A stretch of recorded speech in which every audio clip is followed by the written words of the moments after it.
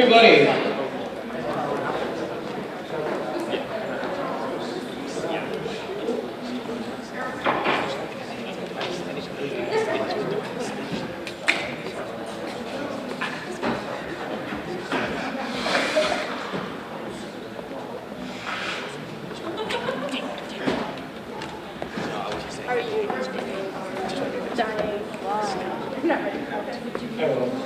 All right, hello everybody. Welcome to our 17th meeting of the semester. We're going to call to order at 6:41 p.m.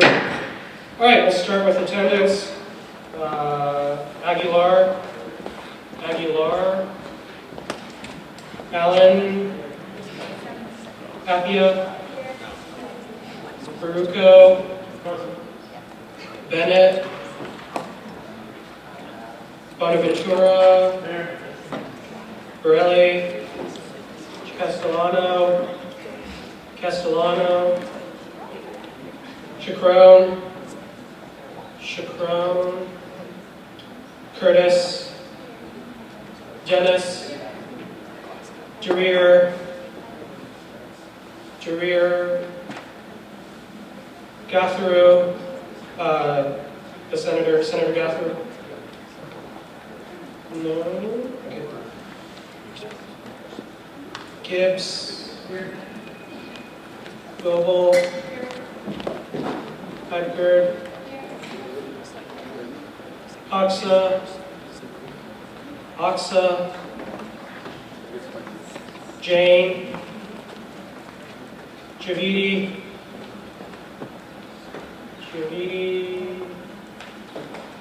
Jevasetti. Carl, Clyson, Kakanda, Kowalski, Kundu, Lanza, Lavoy, McMillan, Michael, Murray, Nazaro, Nenadal, O'Connor, Von Olson, Bolger, Perry, where's my, oh, Perry, Rajaraman, Regalski, Schroeder, Sarek, Sosnowski, Takar, Chumu, Villanueva, Villar, Wang, no, that's me, hold on. Botina,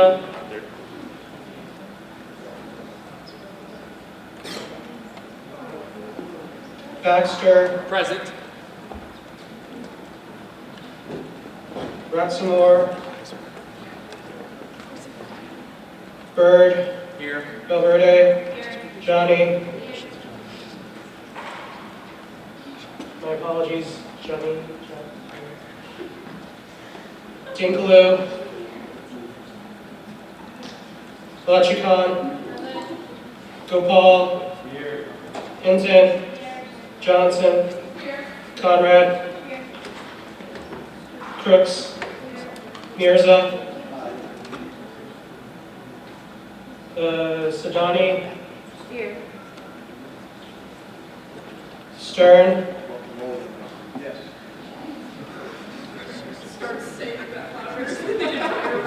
Gathru, the Justice, Pack, Hernandez Jimenez, Zabrowski. Okay. All right, thank you everyone. We're going to move into public comment. I know that we have some representatives from PERG. As they are coming up, could I ask Senator Perry to please come up for a second? Thank you. Hello everyone. So just a few things. First of all, some of you may not know, but the bottle bill in Connecticut is under heavy attack in the legislature, and so that bill ensures everyone that 5-cent, I forget what it's called, but when you, yeah, exactly, when you recycle your bottles and cans. And so to combat that, we are having a lobby day in Hartford. That's going to be on April 19th, and we are going to be lobbying the state representatives on that, and on Senate Bill 106, which would increase subsidies for nuclear power, specifically the Dominion plant in Waterford, and we don't want that. So we're also going to do that. In addition, unfortunately, I don't have the dates down, or I'm sorry, the times down. So send those to George, and maybe he'll grant me an email. That's all of you. So yeah, that's that. But the second thing I'm here for is to urge all of you to vote yes on the piece of legislation regarding fossil fuels. As like the classic story goes, that this planet, of course, is the only one that we have, and it is our job and our duty to protect it. And changing how we get our energy is a crucial step in that direction. So once again, I urge you to vote yes, and just to end with my favorite quote from the Lorax: unless someone like you cares a whole awful lot, nothing is going to get better. It's not. So please vote yes. Thank you.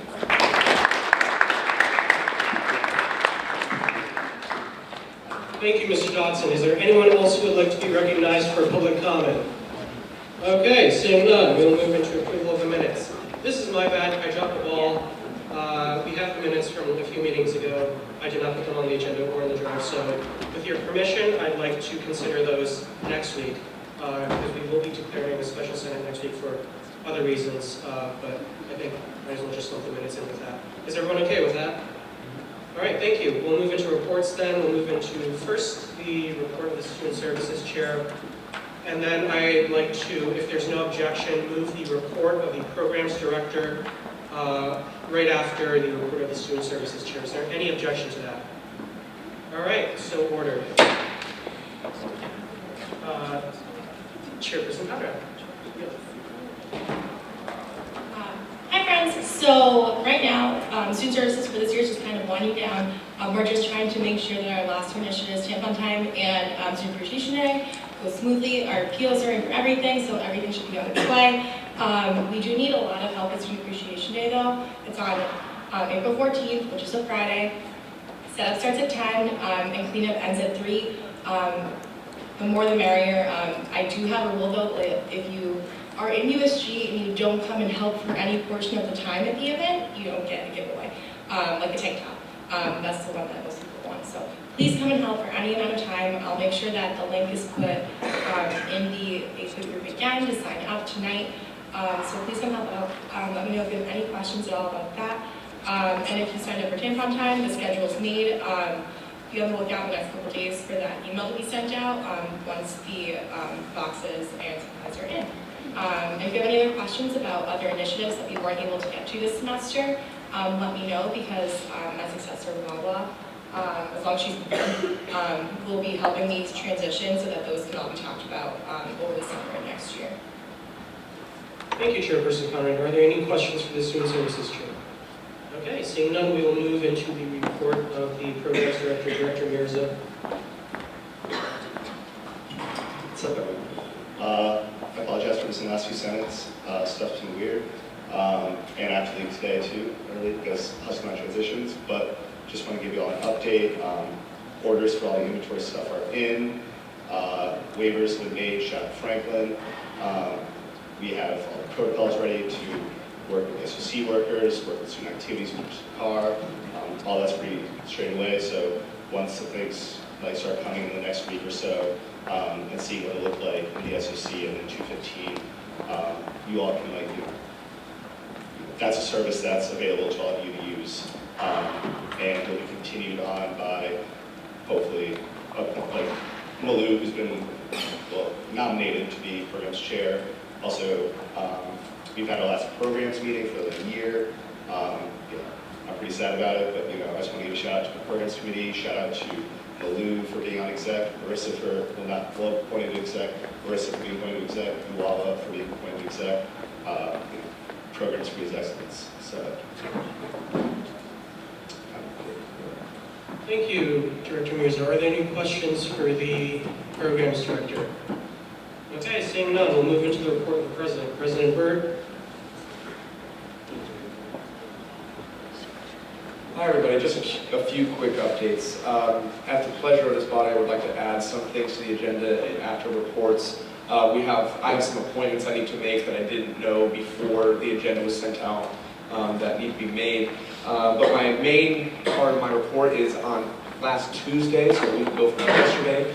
We had our law school event with USG and undocumented students and UConn Law alum.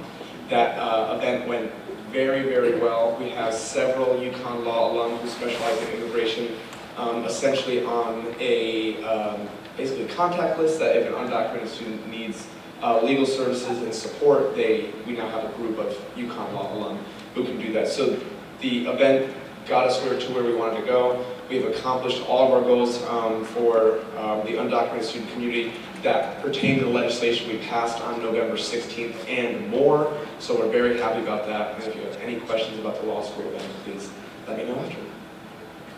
Thank you, President Byrd. Are there any questions for the president? Okay, seeing none, we will move into the report of the Vice President Valverde. Okay, so banquet's 2 days away, so I'm super pumped.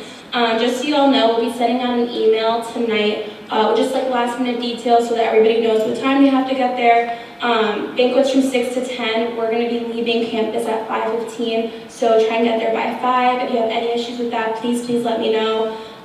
Also, I haven't been having really any issues with this, but just so you all know, if you do not plan on coming anymore, please tell me that like as soon as possible.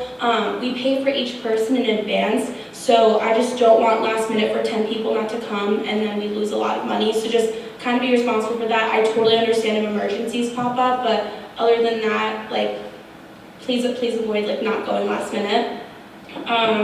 I'm also going to be, along with the details, I'm also going to be sending out, I need some SOAR monitors. I only need like 5 more, but it's just people there just to make sure that if anything does go wrong, that we have someone to help out.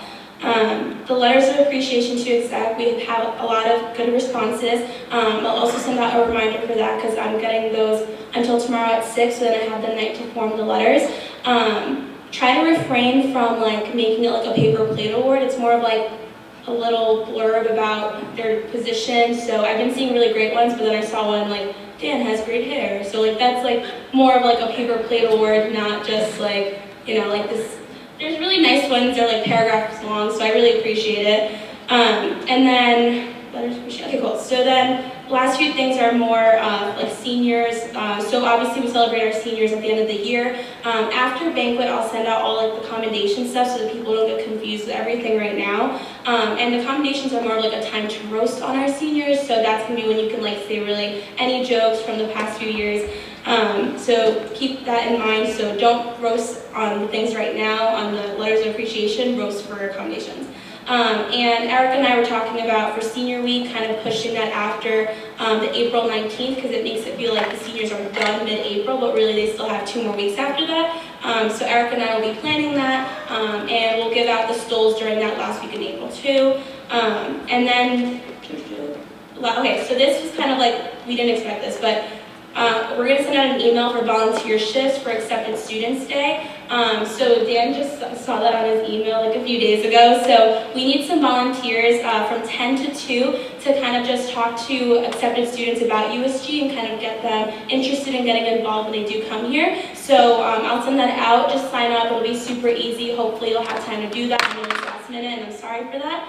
And then the last thing, please make sure that all your personal belongings are out of the side room and out of 215. With spring weekend popping up and Student Appreciation Day, we have so many things, and swag bags, not swag bags, care packages, got you. With all those things coming in, I really need those rooms to be empty so that John, Barry, and Nikki, Darren aren't spending time cleaning out those offices. And that's it. Thank you, Vice President Valverde. Are there any questions for the Vice President? I have one actually. That room's going to be packed for spring weekend. Does that mean spring weekend's going to be good? It's going to be amazing. Thank you. Thank you, George P. White. All right, I'll move into the report of the comptroller. Comptroller John.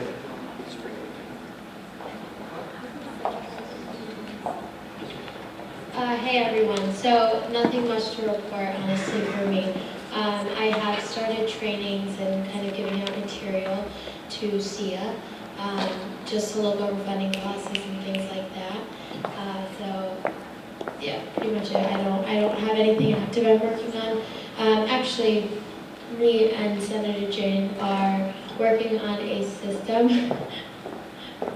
We're working on a system to be able to put out all fully funded events to be better advertised to the undergraduate student population. So 100% events are all events that all undergrads are technically allowed to attend, which is why they're funded at 100%, but they aren't really advertised as well as they should be. So through our social media and our resources, we want to push those out. But other than that, nothing. Thank you, Comptroller Johnny. Are there any questions for the Comptroller? Seeing none, we'll move into the report of the Chiefs of Staff. Chief of Staff Electricon.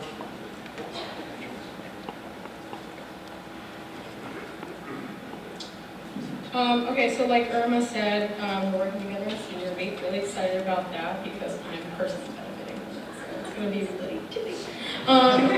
Buses have been secured for banquet. Yeah, we'll put it on the record. It's fine. I'm graduating. Transition is starting, so I already met with Marissa Nazaro, who will be the President and Chief of Staff for next year. Really excited to see what you do next year. And then Justin and I will be meeting soon. As soon as we get a date and time secured, he's going to be the Chief of Staff to the Vice President, my old stomping ground. So really excited to talk to these two youngins about next year. Let's see, also I sit on like 3 or 4 university senate committees, so if anybody wants to come to any of them with me, just so like the transition for next year, let's say you want to sit on those committees, like it's much easier, and like the committee doesn't have to start over with like a completely new person, like please let me know. I sit on Provost Library Advisory Committee, the Student Fee Review Committee, which is not the University Senate Committee, but I'm going to talk about that a little later, and then also Scholastic Standards Committee, which is really cool. Today, I just got out of the Student Fee Review Committee. So we talked about the General University fund fees. So they're going to be, I'm going to refer to it as GUF fees for grads, regionals, and undergrads. Also at Storrs. We also decided that student health services will be taken out of the General University fee and be on the fee bill as its own line item. So you're probably going to see it pop up as like just student health services. And then finally, and most exciting, these are all recommendations, by the way. They still have to pass the Board of Trustees. So today, the committee decided that the material fees for specific courses, if you've taken like general chemistry or bio 11 or whatever, for specific courses and fees associated with certain majors will be removed. So various administrative offices will be footing that bill, which is really, really awesome. So saving you all some money. In total, this would be saving students fees that amount to about $750,000. So, yeah. Thank you, Chief Electricon. Are there any questions for the Chief of Staff? Okay, so again, I want to reiterate that this is a recommendation that still has to be passed by the Board of Trustees, but the committee was really, really excited about the possibility of getting major fees and materials fees for certain courses removed completely. They think that various administrative offices, such as the Provost's office and the Bursar's office, can foot that bill because it amounts to about $750,000 per year, and that's kind of like a drop in the bucket in the budget of econ. So that's really exciting. Are there any further questions for the Chief of Staff? All right, seeing none, we'll move into the report of the Speaker.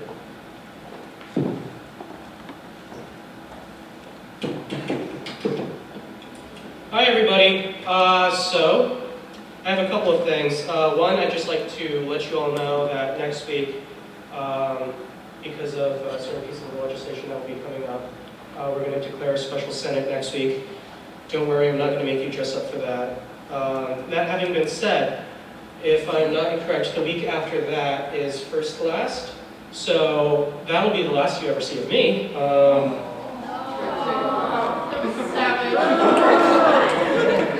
Just kidding, I'll swing by, I suppose. A few notes about first class this year. Earlier in the year, just because of the fact that I don't know if some of the senators who were elected last fall remember that first class was very long, and probably a lot of you were just sitting there confused for a lot of that time. In order to rectify that, I've made the decision to split first class into two segments, sort of. So we'll have the official first class where everyone new will be sworn in and everyone going away will get accommodations and whatnot. But then the real training and food reception-y stuff will happen the week after. We have specifically reserved a room and catering and whatnot for that. So just keep in mind that that's going to be slightly different than it was last year. Additionally, later I'll ask you all for unanimous consent to add several things to the agenda. One is the appointment of Mr. Dodson and Ms. Valverde to different seats. Mr. Dodson for the PERG ex officio seat and Ms. Valverde for the Provost Search Committee. I totally forgot about that. Apparently before nominations. So cool. The third thing that I really want to talk about is turnover. We are continuing to work on the turnover process. Today, later tonight, we'll see two more people chair different portions of Senate. That's going to be Senator Tumu and Senator Kleisen. So at that time, again, I will ask for unanimous consent to suspend the rules and allow those two people to chair. Additionally, Senator Jane will be trying out the parliamentarian role for a portion tonight. So, Thanks for the hush up. yeah. Sorry, it's been a while this week. I've gotten in this week. I think I have more work here, but that's neither here nor there. Another thing is that I'm not sure if many of you have heard. I think Senators Bennett and Borelli were here when I was in the office last week, going off about it. But there has been an issue that has come up regarding the cultural centers and homecoming. I'd like for our MCD Senator, Senator Villar, to actually come up right now and just talk a little bit about what's going on as part of my report. So, Mr. Speaker, if there's no objection, I'd like to yield of my time. Sure thing. Cool.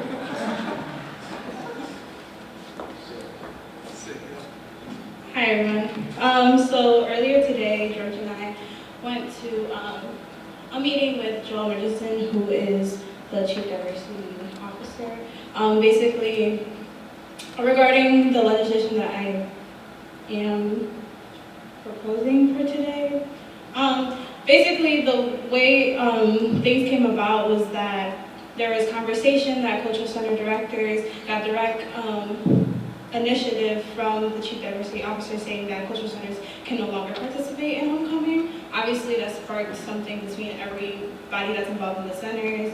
Everyone was very concerned.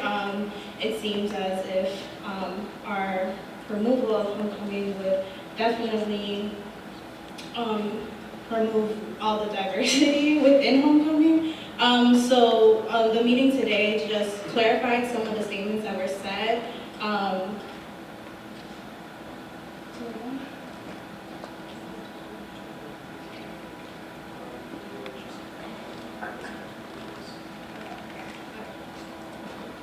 So what is clear is that funding is not being removed from cultural centers to homecoming. So in the past, all the cultural centers do allocate some funds for homecoming because we are represented. And so what was being said was that she was going to cut that funding, but that's not true. Funding isn't being cut.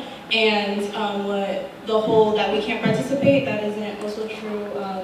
she said that we are still able to participate, but she's encouraging the councils. So within cultural centers, there are umbrella councils, and she's encouraging those councils to take leadership in homecoming. I think she had an understanding that administration was taking the leadership of homecoming, which is not true. It's always been student-led. It's never been director-led, administrative-led, et cetera, et cetera. So a lot of things were clarified today, things that us as students within cultural centers were hearing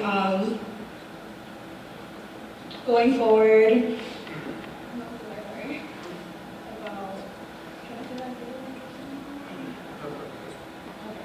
Well, I'm going to postpone the legislation that we're proposing today just so that we can get more of an understanding from cultural center students, people that go to different cultural centers. I can only speak for one because I only really participate in one. And so the legislation will then be changed and modified as to where we can have it more transparency, where the Joelle Richardson as the Chief Diversity Officer should be very transparent in her statements, that there shouldn't be this mixed communication, there shouldn't be, she told the cultural center is one thing, the cultural center director is one thing, and we're hearing another. I think that in order to clarify all those issues, that she should directly speak to students within cultural centers and not have these assumptions and not put out statements without knowing actual facts. I think that she made a very big assumption that students weren't the ones leading homecoming within cultural centers, which is completely untrue, and I can say that after speaking to many other cultural center representatives, that's always been student-led, it's never been administratively led. So yeah.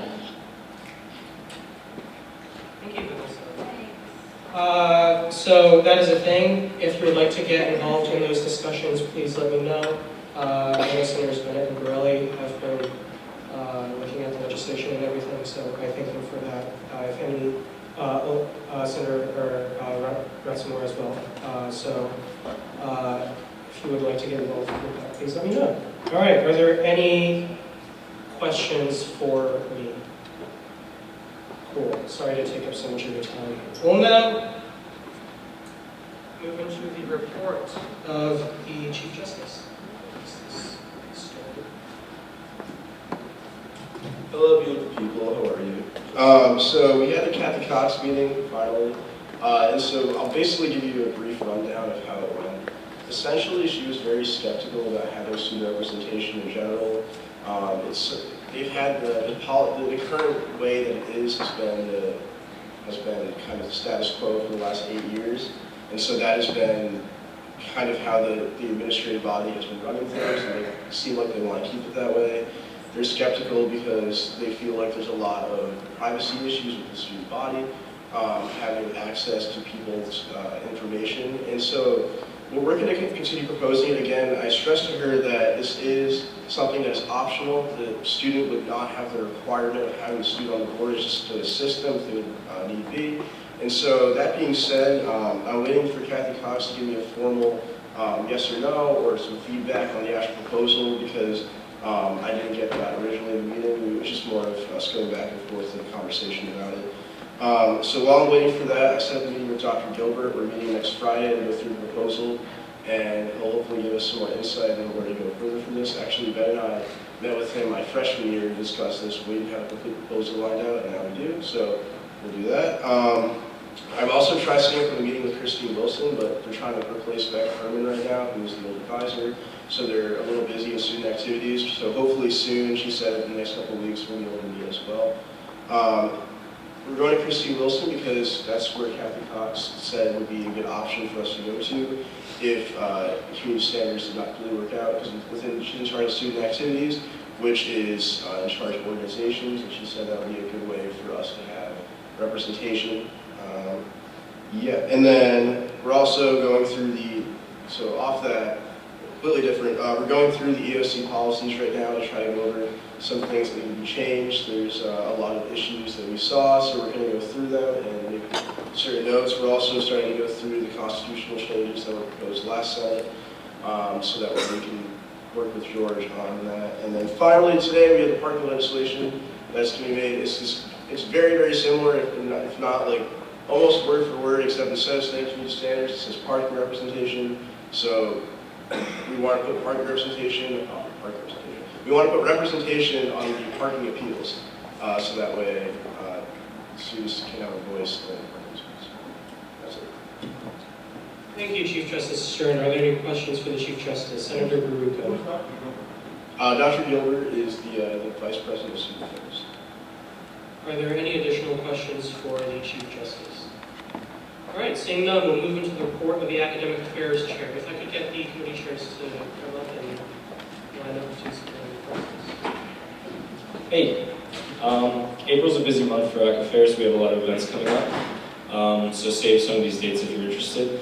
These info panels that we've been talking about all year will be happening the 17th and the 24th of April. Those are 2 Mondays from now, and then the Monday after that.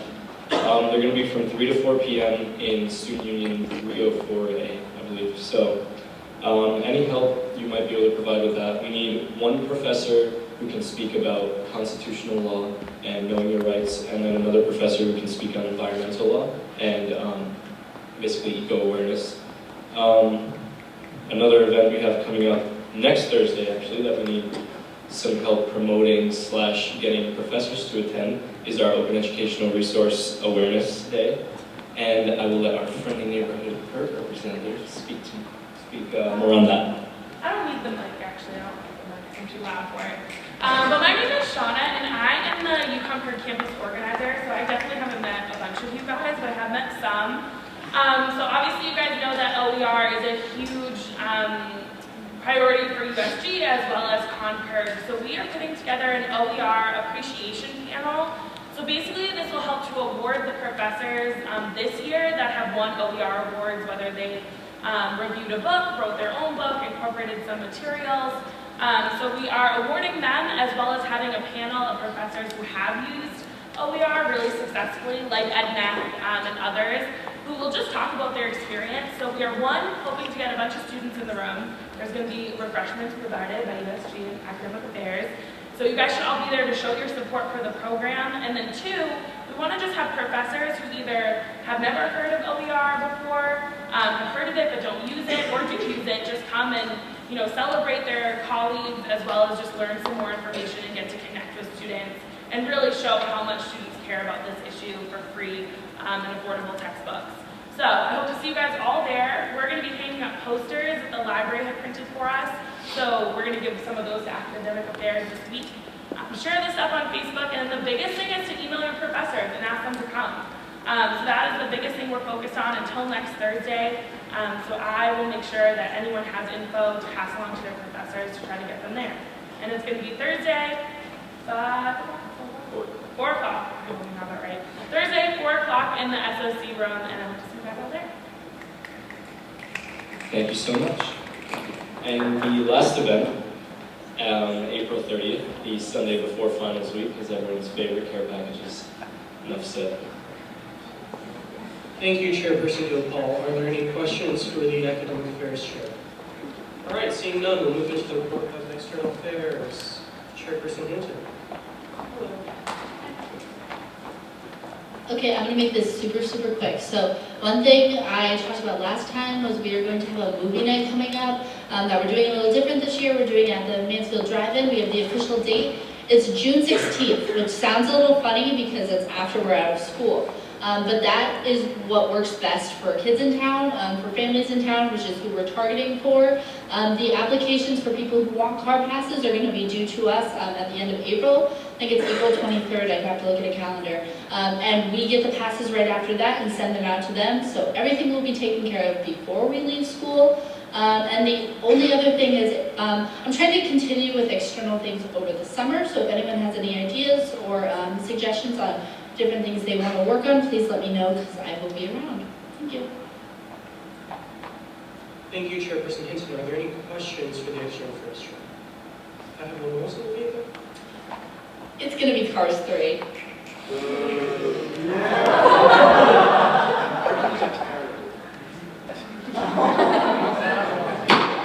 Chief Justice Stern, unfortunately you are out of order.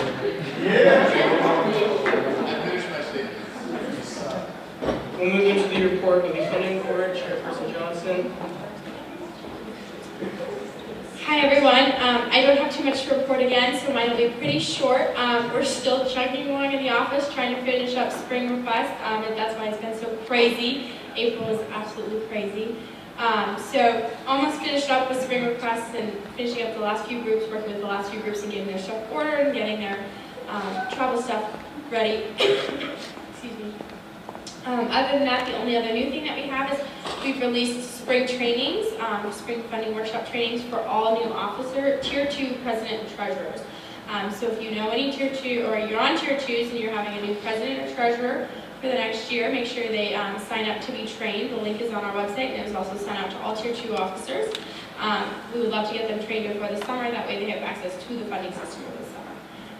Other than that, not too much. I also just want to ask, and this is a courtesy to the professional staff that we have, if everyone can be respectful of their space, as it is really, really busy in the office now, and we're trying to serve the student groups best, and get everything ordered for them, let them have the easiest ways, that way everything can be taken care of before the end of school, because things are crazy in the summer too, and we have to contact students when they're not on campus. So, thank you everyone.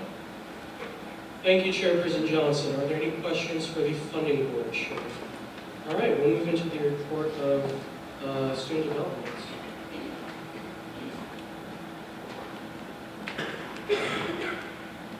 Hi everyone, so we're just continuing planning for our spring weekend events. So on April 20th from 6:30 to 8 p.m. we're having the Culture Center Open House up in the Culture Centers on the 4th floor of the Union. April 21st, which is a Friday, at 3 o'clock to 5 o'clock is when we are having Let Them Eat Cake, where teams are going to be decorating cakes and students can come around and vote on them for the first time, and also get other giveaways as well. And then we have Founders Day on that Sunday, April 23rd from 5 to 7 p.m. We're slowly getting teams signed up for both Founders Day and for Let Them Eat Cake, so if you're in any other groups on campus, please share our Facebook group so we can have more teams. It's only a max of 5 people per team. You don't need to have a full team. And it's also free to sign up. There's no payments. I think I finally have all of our giveaways ordered, so shout out to Nikki, Dawn, Derry, and Darren, because it's been a lot of work, so thanks to them.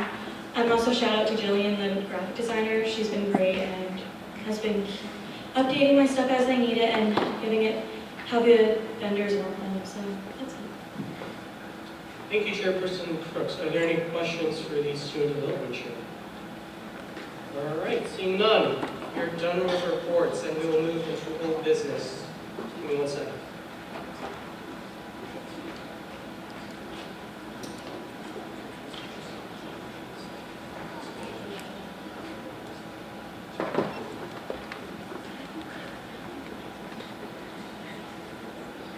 All right, seeing no old business, we will move into new business. Before we move into item A, I would like to add to the agenda, if there is no objection, at the end, the nomination of Irma Valverde to the position, to the student position on the provost search committee. Is there any objection to that? All right, seeing none, we'll add that as item E. And then also, if there's no objection, I'd like to add as item F the nomination of Walter Dodson to the position of Concord ex officio. Is there any objection to that? All right, seeing none, we'll add that. And if there's no objection, I'd like to add as item G. Thank you. The nomination of We went to chair. me to chair the nominations committee. And then finally, I'd like to add as item H. H, thank you. I use the Chinese alphabet. As item H, the parking legislation, the parking representation legislation. Is there any objection to that? All right, seeing none, we'll add that as item H, and we'll move into item A now, a joint resolution regarding the participation of cultural centers in homecoming. Is there a motion to consider? Senator Villar, I'll give you the motion to consider. Is there a second to this motion? Senator Jarier. Senator Villar, do you have a motion you would like to make? Senator Villar moves to postpone the consideration of this item to next week. Is there a second? Second to, what are those two? I'll give it to Ellen. A comes before K, I know that at least. I know my own, I'm just trying to put this down. Okay, there is a motion on the floor to postpone the consideration. Is there any discussion on this item? Seeing no discussion, we'll move into a vote. All those in favor say aye. Aye. All those opposed say nay. Any abstentions? The abstention from the chair. The ayes have it and the motion carries. Cool, we'll now move into item B. Thank you, Senator Baruco. A bill regarding the funding policies of the undergraduate student government. Before we move into this, I'd like to, if there's no objection, suspend the rules and ask Senator Tumu to chair this portion of the meeting. Is there any objection to that?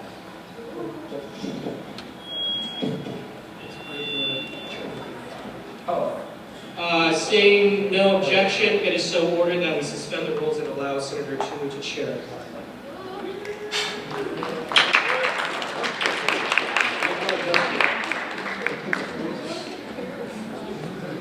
Okay, I'm going to read it first, and then... We must have a motion to introduce the bill. Do we have a motion to introduce it? We'll give it to Senator Mazzaro, second to Senator Appiah. Mr. Speaker, may I proceed? You may. Thank you. A bill regarding the funding policies of the undergraduate student government. Whereas the funding policies may be amended to improve clarity and intent, whereas the 6-week funding deadline has been confusing for some groups. Therefore, be it resolved that Section 5.1.4 of the funding policies shall read, funding requests will be submitted 6 weeks prior to the date a guarantee of funds is needed, which shall be no later than the date of the event or the first day of an event that spans multiple days. So, yeah, sure. Okay, so if I missed something, what I thought I would do. So the reason we're doing this is we ask groups to submit their funding requests 6 weeks prior to when they need the money. Groups have then said, okay, our event, we just submitted our funding request, our event is in 2 weeks, but the vendor doesn't need money for 4 weeks after the event. So technically they're on time, but there's two problems.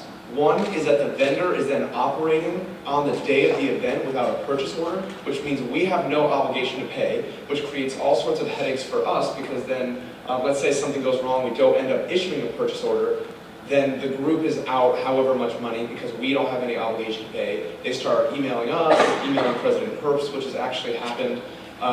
So we just want everyone who's operating as a vendor for USG to have a purchase order when they're providing this service. The other thing is this will reduce the number of appeals. Funding Board has, and I think rightly so, denied groups based on the 6-week deadline. Then they appeal, and I think rightly upheld the Appeals Board has rightly upheld the appeal because technically while the intent of the 6 weeks deadline is how it reads now, that's not actually how it reads now. So they technically were on time even if they submitted it 2 weeks before the event, even if a vendor needed it 4 weeks after the event.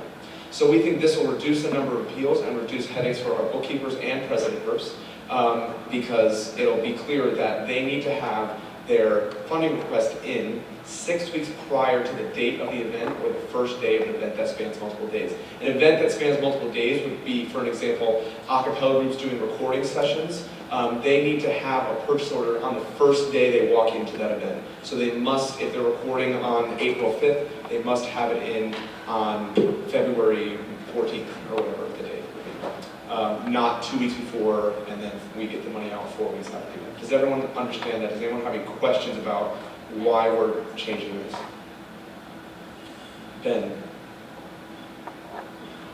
Senator Murray.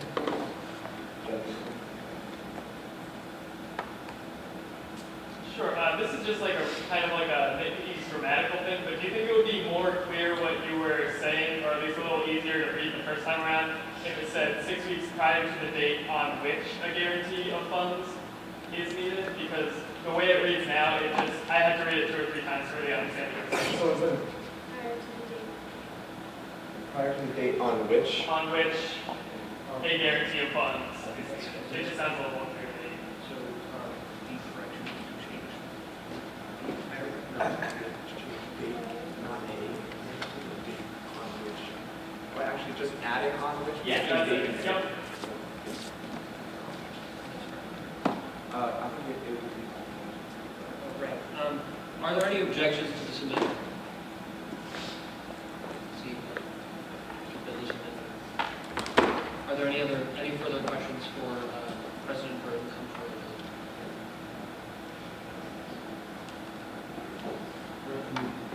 forward? Is there any discussion on this bill? Seeing none, we will move to a vote. All those in favor of the bill say aye. Aye. All those opposed say nay. Any abstentions?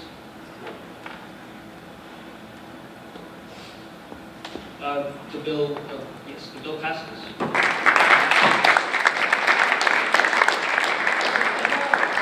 And with that, I turn the chair back over to the speaker. Speaker Wing. Speaker Wing. Sorry, my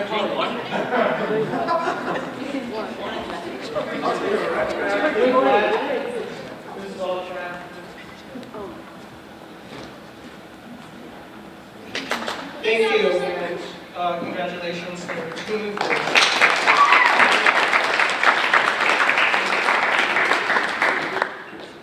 We will now move into item C, thank you, of new business, which is a joint resolution regarding University of Connecticut's sustainability and climate leadership events.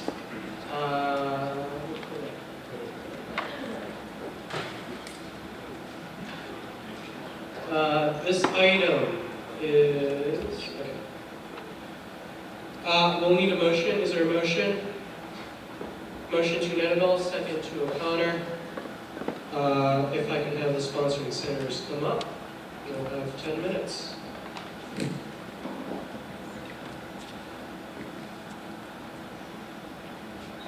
Hey everyone. Yep, I guess it's working. So Franklin came to me with this legislation towards the beginning of the semester, and we've gone through quite a few iterations to get it to where it is today, to make it more UConn specific and include some language that I had been working on separately. So we sort of combined our efforts here. But essentially, the university has laid out a few plans. There's the climate action plan, which we'll talk about, as well as the sustainability 2020 vision. So the real gist of this bill will be our official endorsement of those plans. So we're going to go ahead and read through it now. A joint resolution regarding University of Connecticut's sustainability and climate leadership efforts.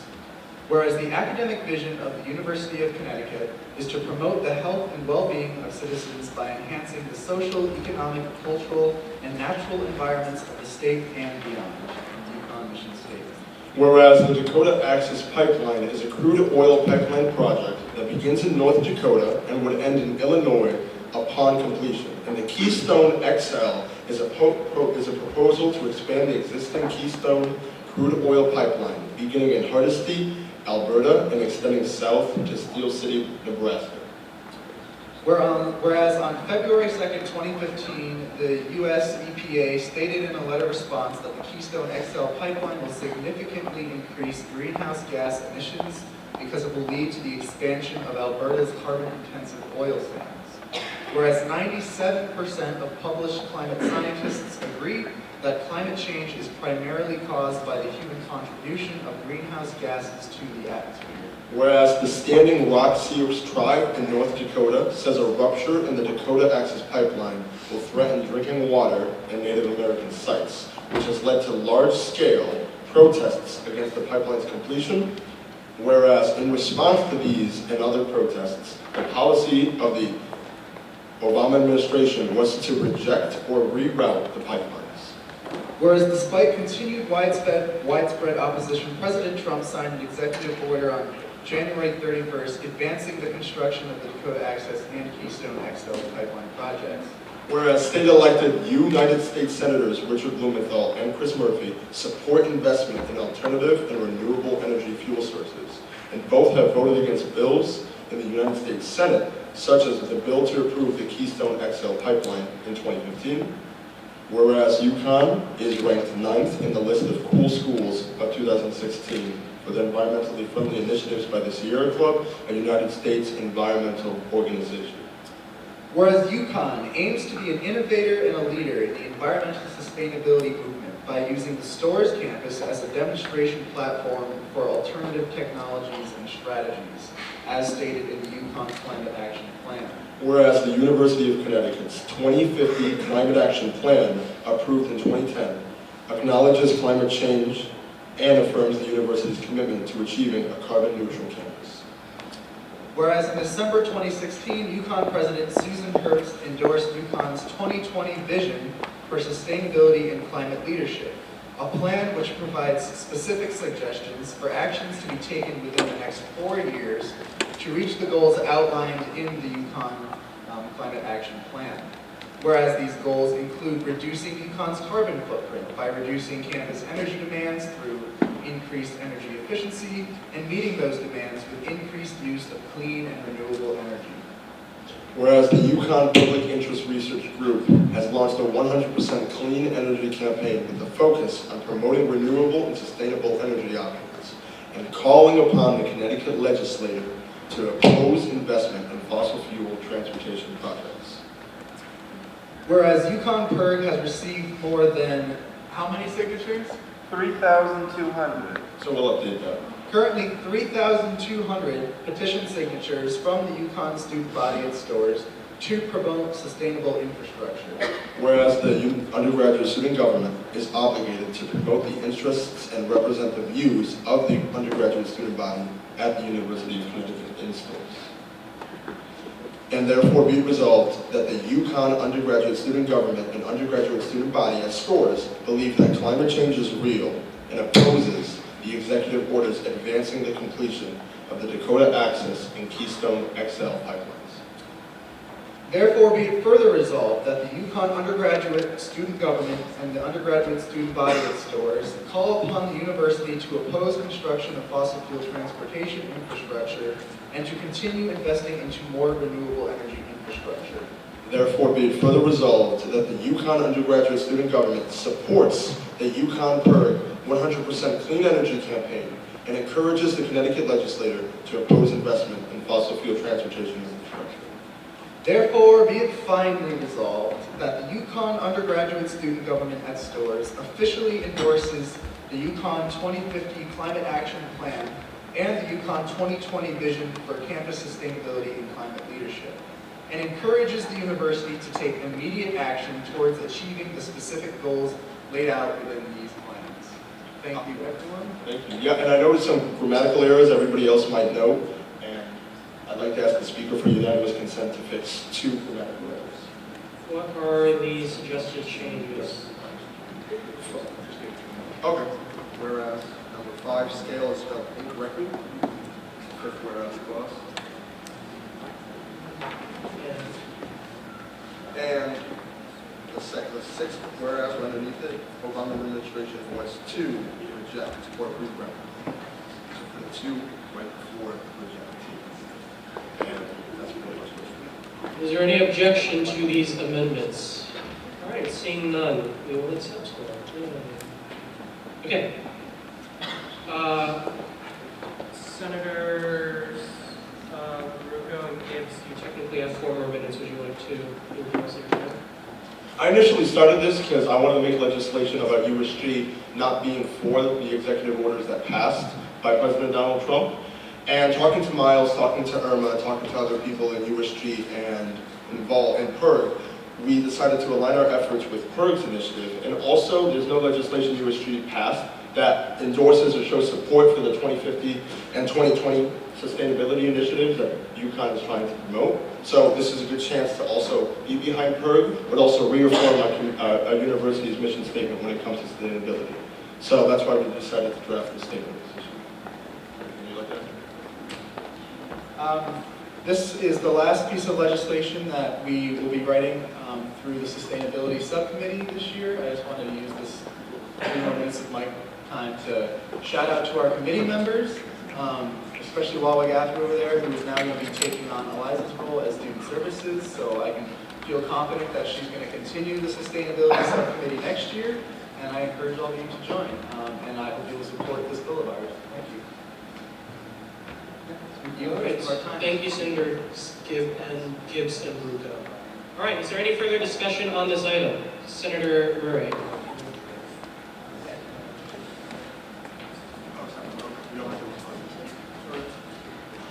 So first, I would like to thank Franklin for correcting those 2 grammatic mistakes. Now you can find out a little easier. There's one more though. If you go down to the first, therefore be it resolved clause, it says that USG and the undergraduate student body, believe that climate change is real and opposes. Since it's multiple bodies, they should just oppose it. You got me. Other than that, great job. I would like that. I thought I had it. Is there any objection to deleting S at the end of oppose? Okay, seeing none, thank you. Senator Schroeder. I just want to, I have a question about the stance on the Dakota Access Pipeline. I understand that some people oppose it because they want to further green energy, and I think green energy is a great thing because we're going to run out of oil. But I think it's important to know that the 2 completely separate topics. And if you say we want to support green energy and we want to support improving climate change, we should choose the most environmentally efficient option for getting oil, because there's no way we're going to be able to sustain ourselves on simply green energy at this moment. So I think I just want people to understand that I want people to understand that shipping oil from Saudi Arabia and the Middle East is a lot more energy intensive, and it takes a lot, it produces a lot more greenhouse gases than piping oil from Canada. These shipping vessels use on average 200 tons of fuel a day, and I think it's important to note that there are, without opposing every action to support oil, we can still be more globally minded and environmentally minded. Thank you, Senator Schroeder. Is that, let me just clarify, was that mostly debate, or are you hinting at a motion to split the question? It was mostly debate. All right, thank you, Senator Schroeder. Is there anyone else who would like to be recognized for discussion? Senator Gibbs. Just like to respond to that. So I do understand that creating more domestic fuel here does drive down the cost of fossil fuels.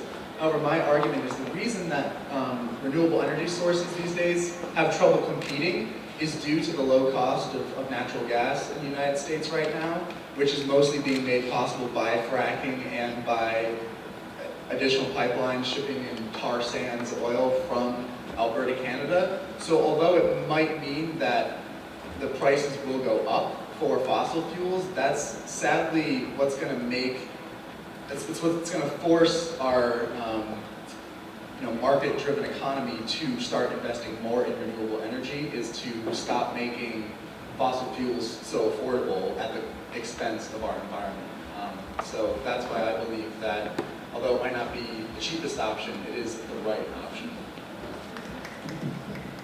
Thank you, Senator Gibbs. Is there anyone else who would like to be recognized for discussion?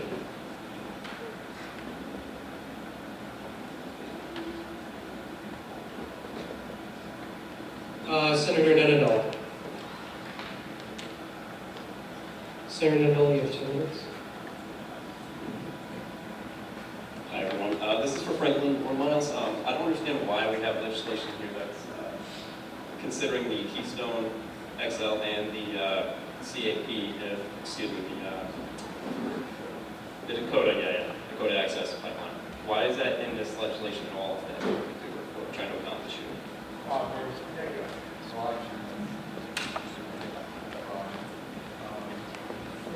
Hold to Senator Baruka. Yep, that's a good question. We just wanted to tie into something that's relevant happening. We don't want to just say 2050, 2020, the sustainability initiatives by UConn we just support. Donald Trump passed these actions, and so I view that as a perfect opportunity to bring USG involved and reaffirm our campus commitment. So just because it was relevant to kind of what we're talking about, green energy, talking about energy usage, we decided to talk about the executive orders and oppose them. Does that answer your question? Yeah, I guess so. But what I don't understand is how that has anything to do with what we're trying. I understand the university has already endorsed everything that you're saying already. They're saying that we already agree with climate change. They're reaffirming our commitment to sustainability. So what is this going to accomplish that isn't already being accomplished? Have you looked at the CAP? Is everything being followed in that? Is the action plan being followed at all? But yeah, UConn is able to complete their action plan timely. But I think that it ties into the executive orders because they are talking about increasing our coal consumption, increasing our fossil-based dependency on energy. And that just ties in with the university's mission statement to be carbon neutral. So we kind of just took that we're trying, Donald Trump passed executive orders to advance coal, and we're trying to pass our USG statement of position to make sure that we're not aligned with that view, and that's why we stress our campus views. Did that answer your question? Okay, thank you.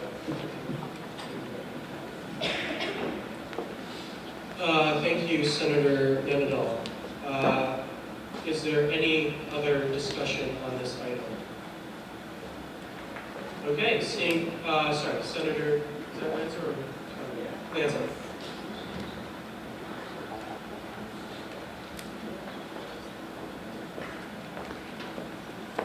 This has been hinted at once or twice during the discussion. Just kind of say this still strikes me, and I've said this before, as something that really looks like 3 or 4 bills all put together. There's nothing particularly wrong with any of the objectives of this I really propose that they just pass it all together. But it does still strike me as something that is maybe 3, 4 objectives that are very loosely related all of the goals. Senator Lanza, again, just to clarify, is that a motion to split the question, or is that? No, again, if y'all want to vote on it all together, go ahead. That just looks to me like something that. Okay, thank you, Senator Lanza. Is there any further discussion? Technically, Senator Gibbs, you are not allowed to speak for a 3rd time, but I'll let you do it. Now 5 minutes. I love to talk. So, as I did mention at the beginning, this did actually start off as 2 bills. It was Franklin's, and that was all about the Dakota Access Pipeline's fossil fuel transportation, whereas mine was for the endorsement of the Climate Action Plan. So, as I mentioned, Franklin brought his to me, and we worked on it, keeping it separate for a while, but we kind of were having the issue that Senator Nenadal brought up, which is it was hard to tie in with things that are UConn specific, and I do like to pass legislation that I believe we can follow up on and take action on here at UConn. It's a little bit more within our sphere of influence. That being said, sometimes all you have is a microphone, even if you don't necessarily have the power to change something directly. So this is just kind of lumping, and they are related. I mean, investing, as I mentioned before, investing more in fossil fuel transportation products is counter to investing in renewable energy. So I think that they do tie together, and I think that it's a more wholesome bill that's specific to UConn when they're together as opposed to apart. Thank you, Senator Gibbs. Is there any further discussion on this item? Second call, last call. All right, seeing none, we will move into a vote. All those in favor, say aye. Aye. All those opposed, say nay. Nay. Any abstentions? Chief Justice Stern is unfortunately not a senator and cannot call for division, so out of order. Any abstentions? 2 abstentions. Before I call the result, is there a senator who would like to call for division? All right, Senator Bonaventura. All right, Senator has called division. Just to clarify, would you like to call for division or roll call vote? Division. All right, if that's the case, all those who would vote aye, please rise.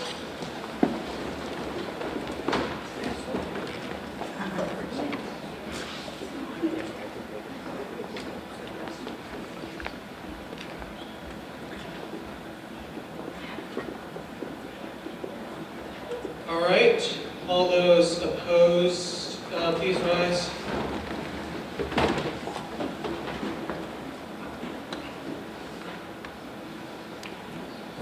Thank you. Abstentions, please rise.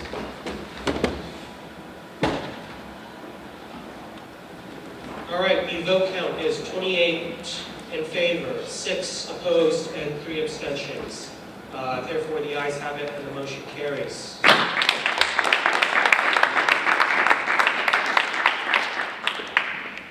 All right, we will now move into item D on the agenda, which is a joint, actually, you know what?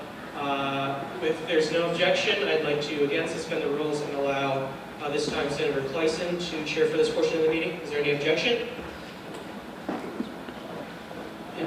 Okay. All right. Thank you, Senator Clayson. Also, wait, sorry, one more second. Can I also, if there's no objection, suspend the rules and allow Senator Jane to sit in as a parliamentarian? Is that objection? Oh, okay. If there's no objection, then it is so ordered. All right, thank you, Senator Clayson. Speaker. Okay, so do we have a motion for,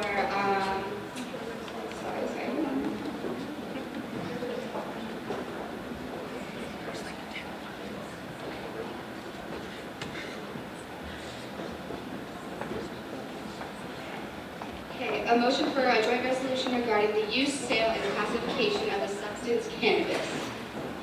First to Senator Kowalski and second to Senator Schroeder. Okay. Senator O'Connor can come up, as well as the sponsors for this legislation. Can you please come up and stand to the side?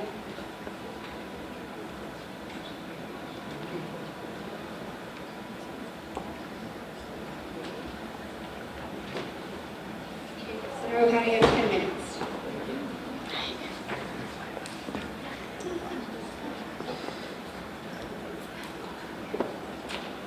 Hello everyone. Hope you all are having a good day today. So the bill that I'm bringing you today is a joint resolution regarding the use, sale, and classification of the subject cannabis. So yes, as everyone must know, very controversial topic. I'm bringing it apart. The main reason why I did bring it to Senate was on March 7th, I believe, 4 bills under the Connecticut General Assembly, which would be in favor of legalization and taxation of the subject cannabis, pretty much marijuana, as everyone knows. And before I go more into the bill itself, I just want to give a brief background to the history of what made it illegal in the first place. So the first thing is that the reasons why I believe that it was made illegal in the first place were due to a few things: racism, fear, protection of corporate profits, and personal career advancements. These are all, as I know, generalized attacks, but let me go into specifics. First, we need to know a man named Harry J. Anslinger, who immediately drew upon themes of racism and violence to draw national attention to the problem he wanted to create. Anslinger was an extremely ambitious man, and he recognized the Bureau of Narcotics as an amazing career opportunity, a new government agency with the opportunity to define both the problems and the solutions. He immediately realized the opiates and cocaine wouldn't be enough to help build this agency. So he latched on to marijuana and started to work on making it illegal on the federal level. And this was only helped out by yellow journalism. Harry Anslinger got some additional help from William Randolph Hearst, who he was known of a huge chain of newspapers. Hearst had a lot of reasons to help him. First, he was known to have a lot of hatred towards Mexicans. The second one was that he invested heavily in the timber industry, which supported his newspaper chain. And it didn't want to see development of hemp paper in competition. So as one can imagine, Hearst and Anslinger were then supported by DuPont Chemical Company and a series of pharmaceutical companies in an effort to outlaw cannabis across America. And by the 30s, it was successfully outlawed in America. So as we can see a few things here. First, as we see the corporate profits and prejudice involved, but the main things when I was talking about racism come later in the Nixon administration. So if anyone here has seen the documentary 13th, it's free on Netflix, it's very powerful. I very highly recommend seeing that for a few reasons which I'm talking about. One specifically is a quote by John Ehrlichman, who is the right-hand man of then President Richard Nixon. Here was his quote when he was asked on a few of the war-related issues. He said, "We knew we couldn't make it illegal to be either against the war or black. But by getting the public to associate the hippies with marijuana and blacks with heroin, and then criminalizing both heavily, we could disrupt those communities, we could arrest their leaders, raid their homes, break up the meetings, and vilify them night after night on the evening news. Do we know we were lying about the drugs? Of course we did." So as anyone can see here, a very sinister comment in my own opinion. But after this, I believe we need to look at the present effects. What's happening in our communities nowadays? So if we're looking to the effects nowadays, we can see that enforcing marijuana costs taxpayers around $3.6 billion a year. In addition, marijuana use is roughly used equally among both whites and African Americans, yet towards the African American communities are 3.73 more times likely to be arrested of marijuana possession than their white counterparts. And in addition, marijuana arrests now account for over half of all drug arrests in the United States. Of the 8.2 million marijuana arrests between 2001 and 2010, 88% were simply having marijuana. To help the statistic, I believe this other one that said, according to a 2012 Human Rights Watch report that kept about 30,000 New Yorkers with no prior convictions when they were arrested for marijuana possession, 90% had no subsequent felony convictions, only 3.1% committed a violent offense. So then what does this fact tell us? It shows that we are arresting normal, everyday people like you and me who just want to have like a gram of marijuana on them at a time. We're not arresting felons, we're not arresting criminals, we're arresting people who are just normal New Yorkers, for example. And these are all surveys of research, a lot of them from the ACLU, others various research. And so now we need to get into the topic for reasons for supporting legalization. I know what a lot of people are thinking, legalizing a drug, it's not the best thing. We understand this. Yet we should also look at the reasons why legalization is sometimes a decent thing. Mainly in reduction in these minority abuse versus minority communities, which I pointed on, tax profits, which I will go on in when I talk about the bill. In addition, the education instead of incarceration. We want to teach. We want to. Let's for a second see one thing I said. $3.6 billion in law enforcement. Could that money not be directed towards education or another useful thing in our federal government than addressing these other issues? And lastly, the preservation of individual rights, similar to that of tobacco and alcohol, which I will go into more into detail when I talk about the bill itself. And before I deliver the bill altogether, I call or I motion for an amendment to a few grammatical issues. Do you have that first? Senator Ventura and second to that, Senator Nandel.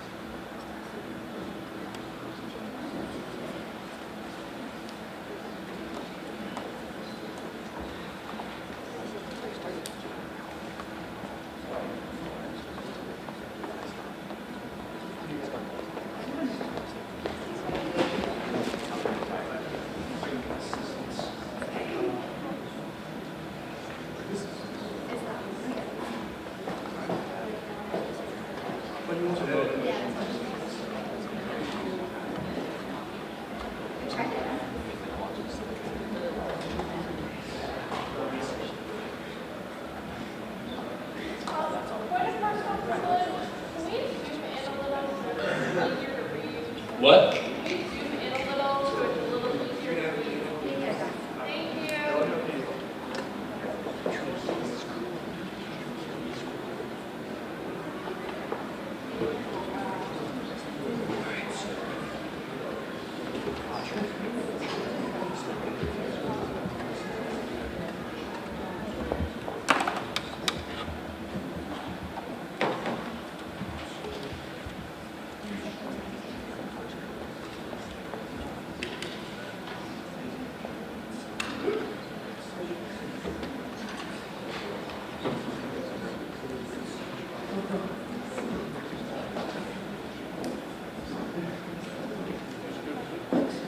Sorry for the delay, everyone, but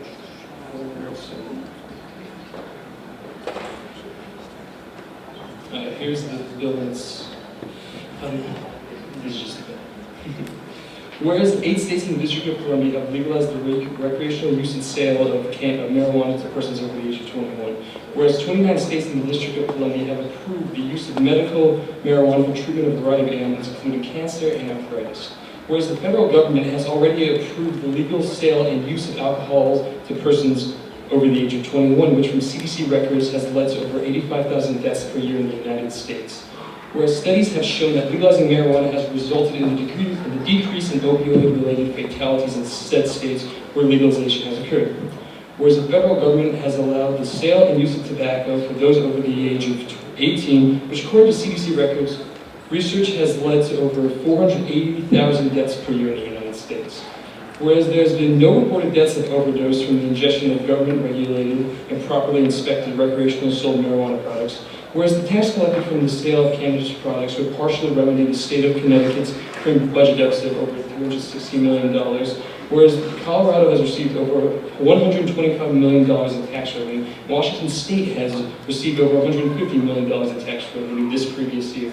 Whereas the tax revenue collected from marijuana sales will help fill the gap left from said losses of tobacco-related taxes.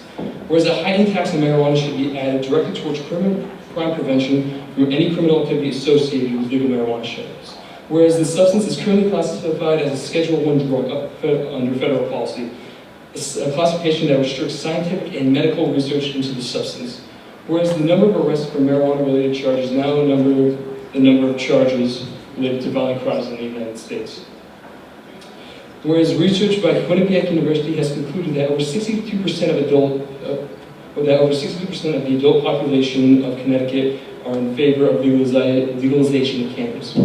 Whereas commercial banks and the Federal Reserve have not been accepting money made from local cannabis establishments in legal states, thus forcing store owners to hold money on their premises, putting the store owners and employees at constant danger of robbery and murder. Whereas the original laws mandating the illegality of the substance are inherently racist and discriminatory in nature. Whereas 4 bills regarding the legalization and public sale of recreational marijuana entered the Connecticut General Assembly on March 7, 2017.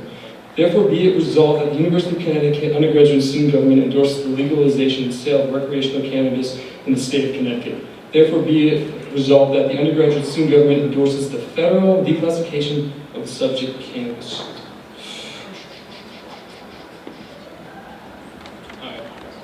So after that whole spiel I gave, I'm sorry, I know it was long. There's 2 questions that I really wanted to address that first. The first one is Alright, I'll make it quick.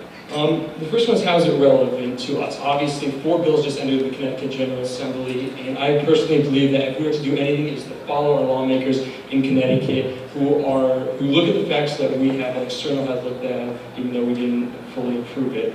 And secondly is how it affects UConn students. On average, around 4 to 5 students per week, almost 1 student per week is in some sort of conflict, arrested, or in violation of university policy, which leads to sanctions, countless amounts of money taken away, and a few other things on the resume that can lead to a horrible future, as one can imagine. So those are the reasons I suspend before I give the rest of my time back to the speaker. Thank you, Senator O'Connor. All right, so we will now move into discussion of this joint resolution. Is there anyone that would like to be recognized for discussion? Yeah.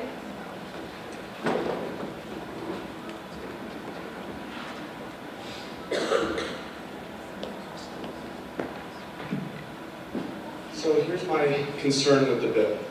When we passed resolution either last year or the year before, we tried to tailor the legislation to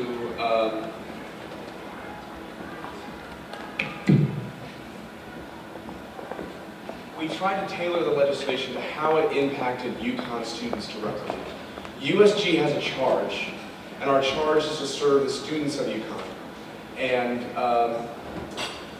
this bill, while I think it addresses a problem that students deal with, as Senator O'Connor just mentioned, there's no mention of the word University of Connecticut, students, or USG, or anything like that in terms of how it's relevant to our charge, other than in the therefore clause that we believe that this bill should pass.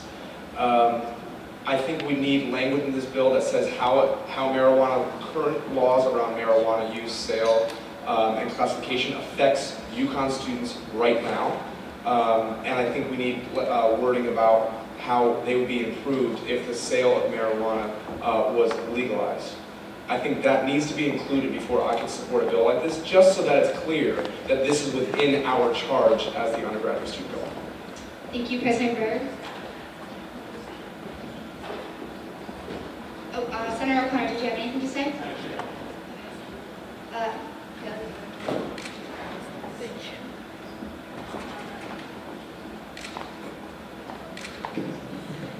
Okay, so I just thought it was important to say something quickly because this has gone through several rounds of review from external affairs.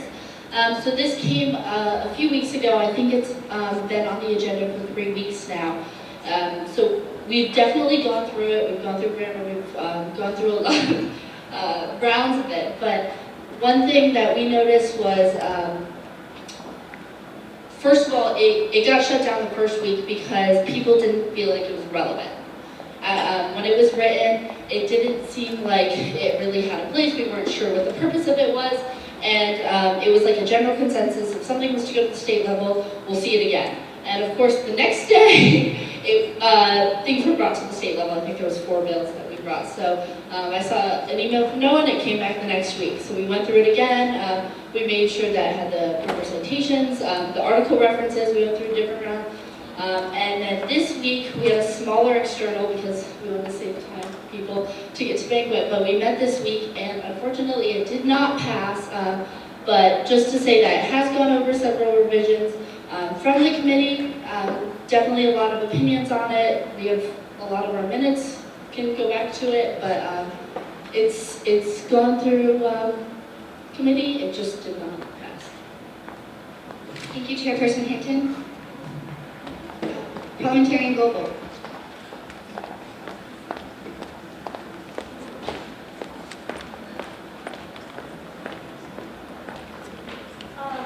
Noah, I was reading this Hartford Current article about these bills that they brought to the Connecticut General Assembly, and my only fear with that is that the way that the Hartford Current was portraying these bills was that they were sort of like test balloons for gauging interest, and I think that if we're going to have the state legislators using legislation about medical or recreational marijuana as test balloons, and that they're still in that phase of this, that maybe we should hesitate before we, give our position on it. I'd also like to commend President Byrd for mentioning the focus needs to be on the effect that it would have on the students, because I think that that's missing from this bill, and that could take the place of a lot of the research. I know that you've done a lot of research on it. I think that it's great. I think the points that you made are important for the discussion about recreational marijuana, but I don't know if they're as important for the discussion about recreational marijuana at the University of Connecticut.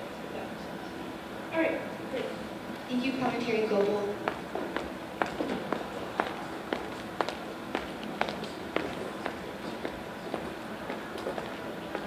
Senator O'Connor, do you have anything to say? You have 5 minutes.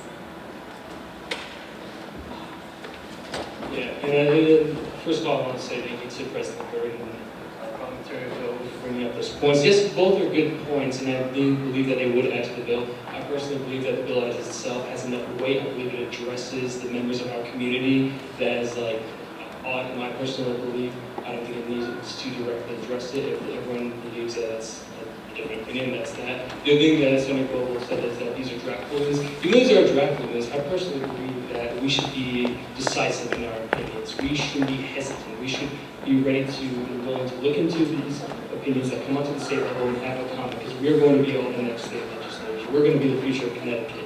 We need to be decisive. We need to make our own opinions. That's all I'm saying. Thank you, Senator O'Connor. So is there anyone else that would like to be recognized for discussion? Maureen?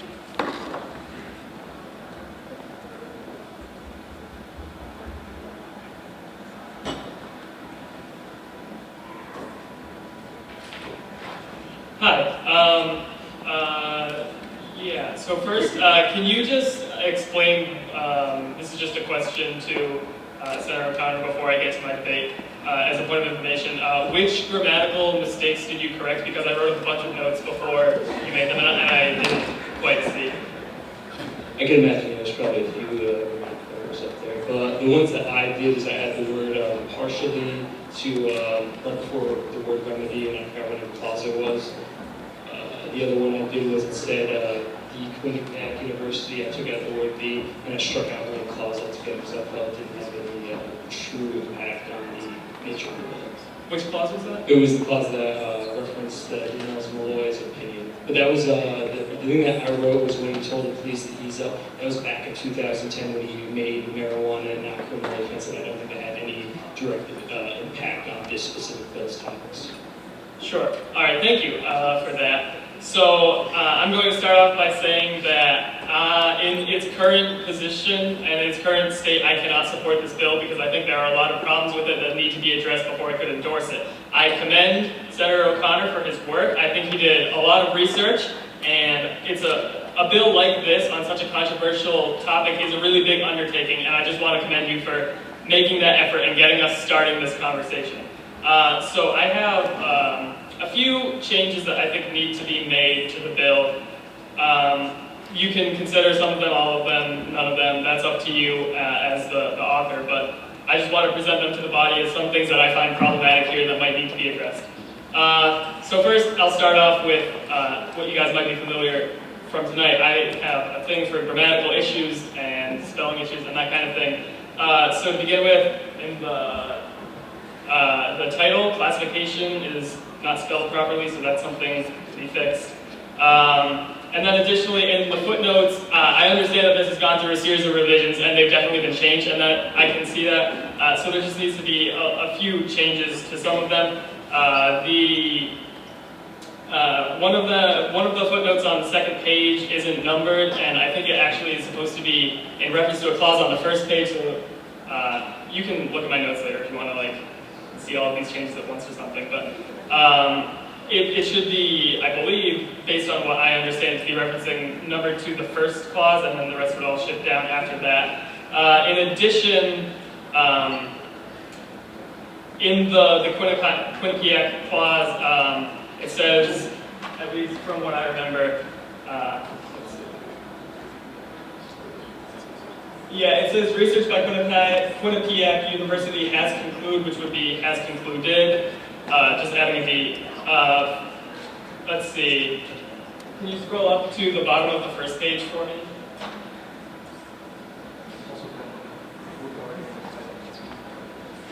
Regarded? That too. Thank you. I didn't notice that one. I'm not perfect.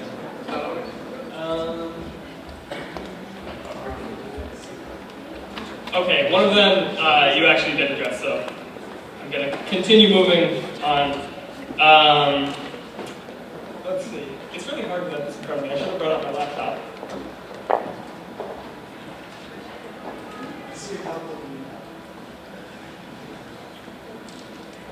Yeah, it says, whereas the tax revenue collected from marijuana sales will help fill the gap left from said losses of tobacco-related taxes, but up until this point in the bill and later on, you actually haven't mentioned anything about tobacco-related taxes or a gap being left by them, so I'm not sure where that came from. It was just something that maybe that changed in addition. I assume that's what it was, and that was originally there and is no longer. Also, you cited a study saying that over 62% of adults in Connecticut support legalization of marijuana. I tried to follow that link and I couldn't find that number, so I'm not sure what happened there. Maybe you got your link wrong. I was only finding a study that considered the entire United States and was giving 54%.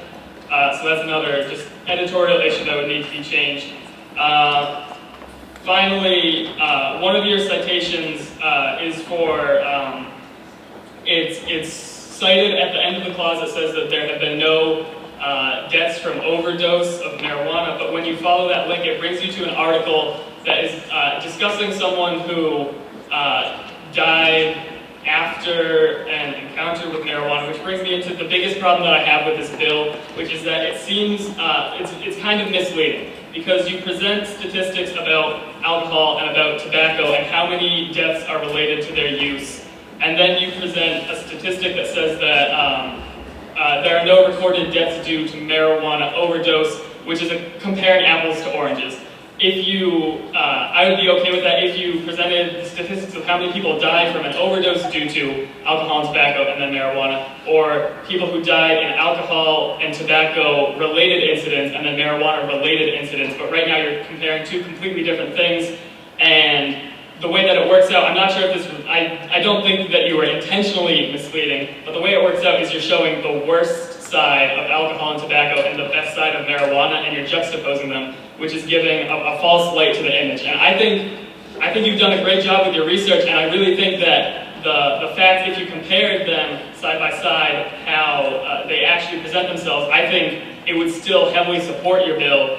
I just think that the way it's written right now is not showing things how they actually are, when if you compared apples to apples instead of apples to oranges, you would still get your point across equally strong. And I just want to end by saying that none of this is like a personal attack or anything. I think you did a great job presenting this. I think you did a lot of research. But since we are addressing this under the context of bills that have gone to the Connecticut legislature, I assume that means that we intend them to read this and to take it into consideration. And if we're going to be having the Connecticut legislature read one of the bills that we have produced and take it into serious consideration, I want it to be as airtight and bulletproof as possible. I don't want to present them with anything that isn't as perfect as we can make it. So these are all just constructive criticism. I don't know if all of them can be amended tonight. If not, then maybe we could, at some point tonight, entertain a motion to postpone it, and you could have a week to work through all of this, as well as consider including other suggestions about things that I agree with, such as including more about the relevance specifically to UConn students, since that is our purview as undergraduate student government. But overall, thank you. I hope you take all that into consideration, and I hope we hear some more comments on this bill, because I think it's a really important issue. Thank you, Senator Wright. Shona?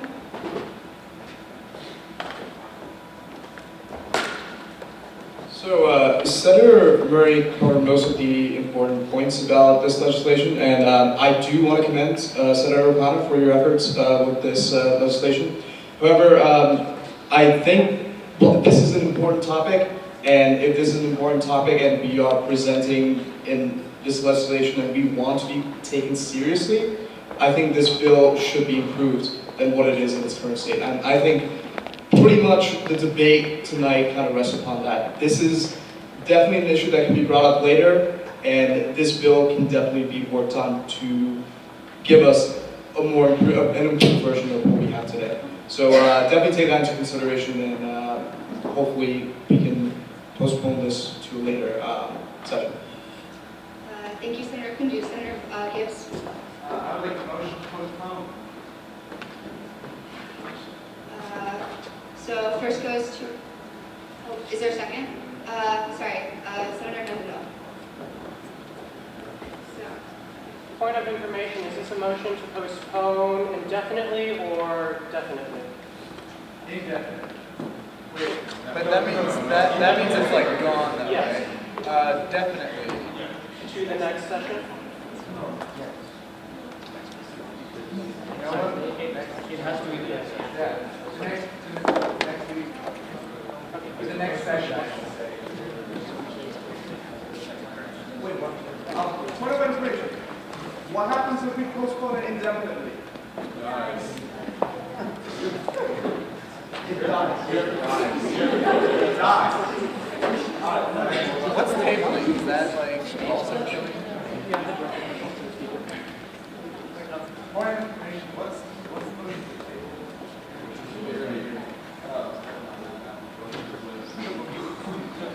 If you lay on the table, it's delayed for an indefinite time. If you postpone it indefinitely, it's postponed indefinitely. So if you postpone indefinitely, you can't take it from the table again, you can't pick it up. If you lay it on the table, you can pick it up whenever.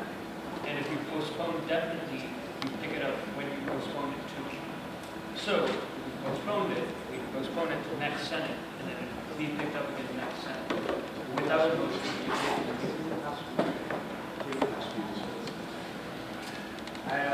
Motion to postpone the next session.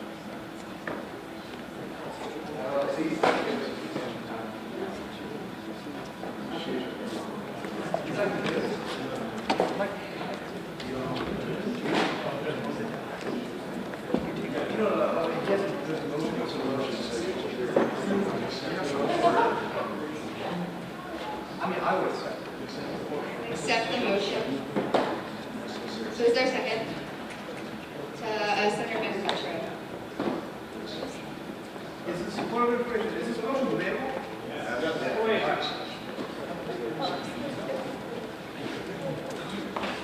So they would, I mean, people would have the motion, but do you want to say anything? I would prefer to just put this off, preferably until like next semester is probably the best option. Yeah. I don't know if that's, I mean, Senator O'Connor, I think it's become very clear that this motion probably doesn't have the support to pass this Senate. That being said, I think a lot of senators support the idea behind the bill. This was something I was struggling with this legislation regarding making it more econ specific, and I think there are definite steps you can take to make it passable. So, I mean, how much time do you think you would need to keep working on this? Yeah. I mean, like, no. So Senator Gibbs, just to clarify, you want to postpone it to the next Senate? Yeah, because you have to do a lot of time. Senator Perry. Can I make say something that's not really related to the motion? Justification for the motion? Oh, sorry, it has to remain to the motion. Oh, Jermaine, sorry. I think this comes across as reading almost like a scientific analysis. Almost, it's containing facts that currently reads to be ambiguous. So when you're making an assertion like this, I feel like it needs more than one person to review and vet each individual claim. Senator Perry, it sounds more like you're commenting on the legislation rather than on the motion. I suppose it was encouraging people to vote for the motion to post the motion.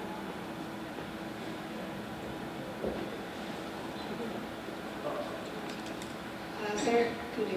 Yeah. Actually, I just have a really quick question for the author. Is this a time-sensitive issue?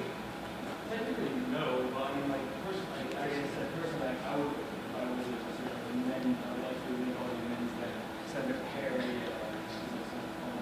not also the compromise. So to get that clear, it is not a time-sensitive issue? It's not time. Okay, in that case, I would actually recommend not to postpone this for a week. I mean, considering that next week is the emergency Senate and the week after is first last, where we, ideally would not like to have points which will take a long time to debate. And since if this is not a time-sensitive issue and it looks like this bill needs a considerable amount of work, I would postpone this indefinitely, or I would even encourage you to possibly withdraw it. I don't know, actually, can you do that? No, never mind. So I would recommend to postpone this indefinitely because this is an important topic, but this needs more work.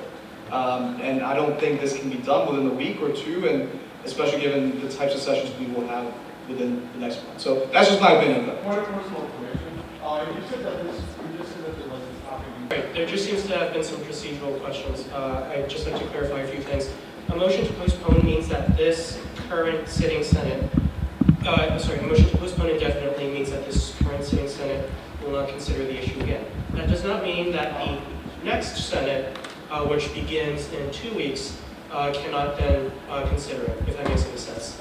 And to President Byrd's point about postponing indefinitely or definitely, just to make a quick clarification, even if it is postponed indefinitely, because the next Senate comes into session, gavels in 2 weeks, they then have the ability to discuss it at that time.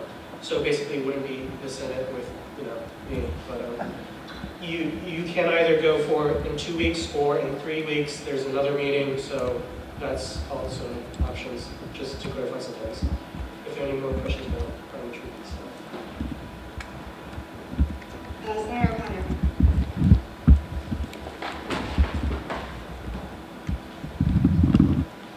Well, first I just wanted to thank everyone here for adding their opinions and thoughts to the bill. Overall, I just want to make sure that we pass a very comprehensive bill that does work. One thing I did want to address is when Senator Perry pointed out that, Senator Murray pointed out that the overdose thing that I talked about. I believe that, obviously, yes, with the CDC records, it does factor in a bunch of stuff like overdose, car-related stuff, that kind of stuff. The point that I'm trying to bring across is even with that study that I linked, what it shows is that what that man did was that he got really high, obviously, and then jumped out the building and then died. This was an overdose, so the point I'm trying to convey, especially with that article, is that there's nothing, the only reported thing that the CDC has is just someone doing something for their own personal accord. It wasn't due to the substance, rather when you look at this polls like the CDC for tobacco and alcohol, we can see the amazing staggering numbers. I wanted to show that dexterity because there is a massive dexterity between all three of these substances. Because two of them definitely contribute to a lot of deaths per year, one isn't. And that's the point I was trying to make. So just to clarify, how does that kind of relate to the motion that Senator Gibbs had? Oh, that's what it was for? Yeah, we're still talking.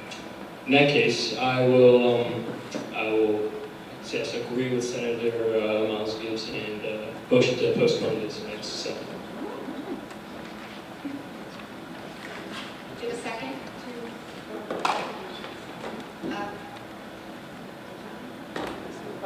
Point of order. I think there was a second for that motion earlier. Second to Senator Nendo.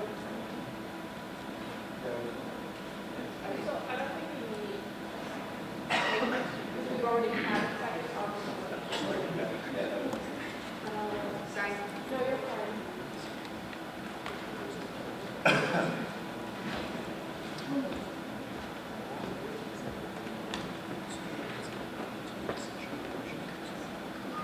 Is there a continued discussion on the motion to postpone? This is the next set. Yes. Just point of information, when we're saying next Senate, are we referring to the Senate next week? Yes. An emergency Senate.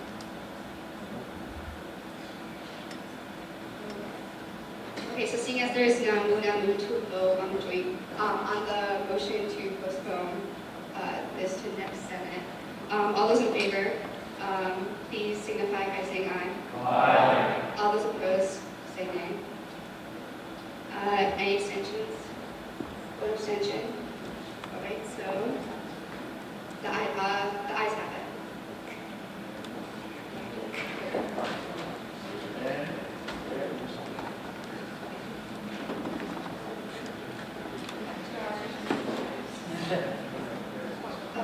Yeah, the motion carries. Yeah, the ayes have it. The motion carries. Sorry. Do you want me to? Yeah.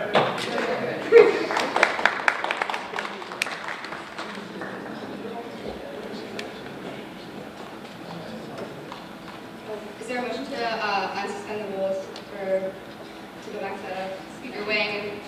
Okay, Tumu and Nendo.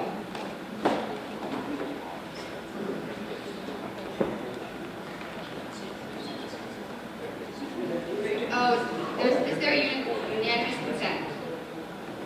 Okay, good.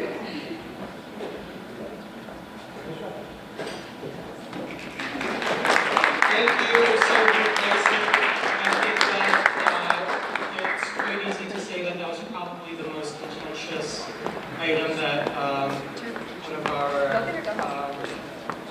interested people or candidates for speaker next year have had to share. So good job, Senator Kleisman. I applaud you for that. All right. We are going back to the agenda.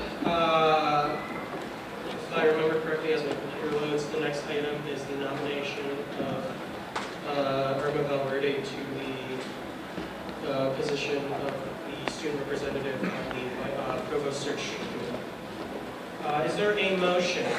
Motion to two, second to Baruco. Yes, so I would like to formally nominate Vice President Valverde to the search committee. Unfortunately, I was not made aware of this necessity until this week. The committee meets only once this semester, April 12th, which is before our next meeting, the 19th. So we need to do this today. So thank you for putting it on the agenda. I think Irma is more than qualified to be on the committee to pick the new provost. As you know, Provost Choi left in February, and so now we have an interim provost, but we need to find a permanent provost, so that's what this committee will do. Thank you, President Byrd.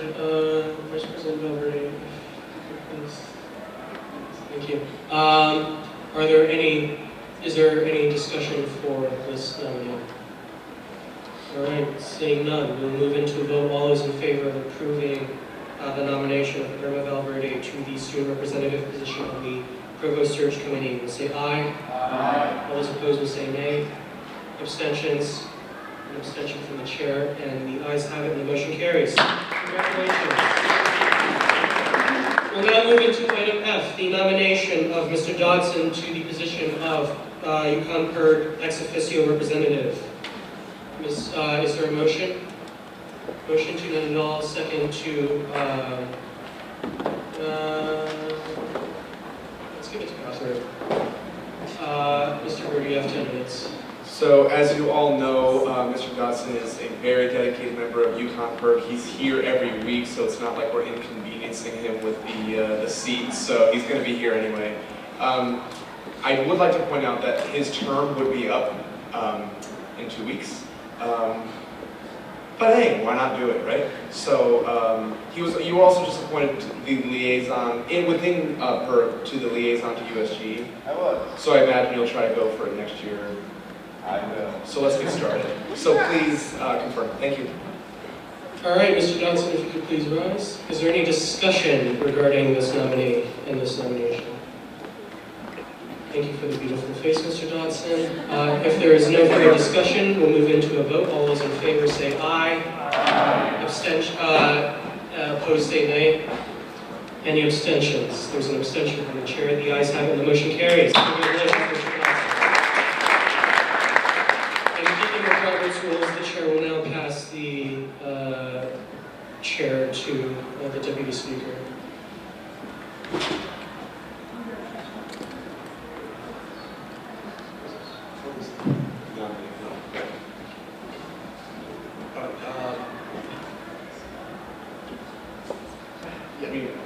We do need this. Hold on.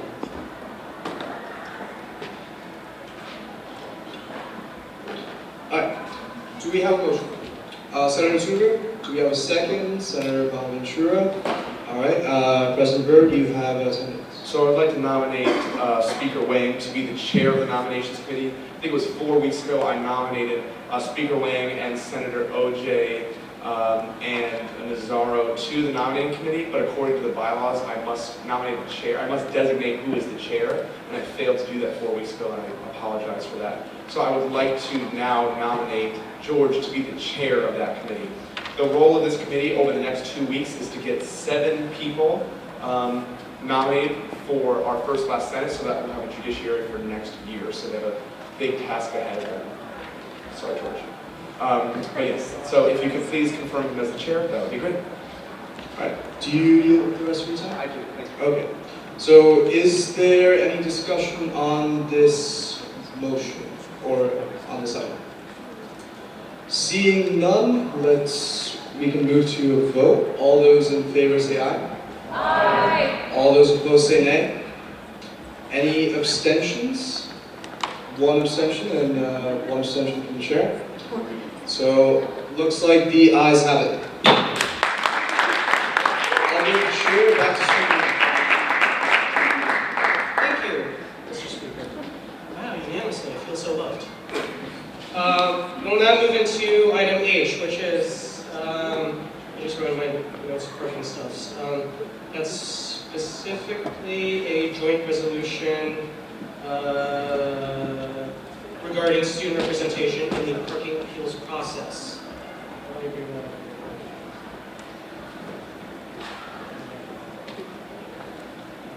Okay, is there a motion for this item? Motion to Bonaventura, second to Bennett. All right, we will now move into discussion. Will the sponsoring senators and authors like 10 minutes?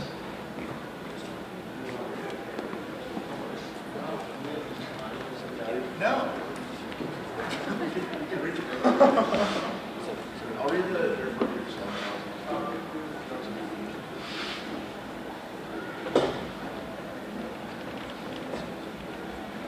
Time is to Senator Gibbs for 10 minutes. He's yielding to Chief Justice. Lady.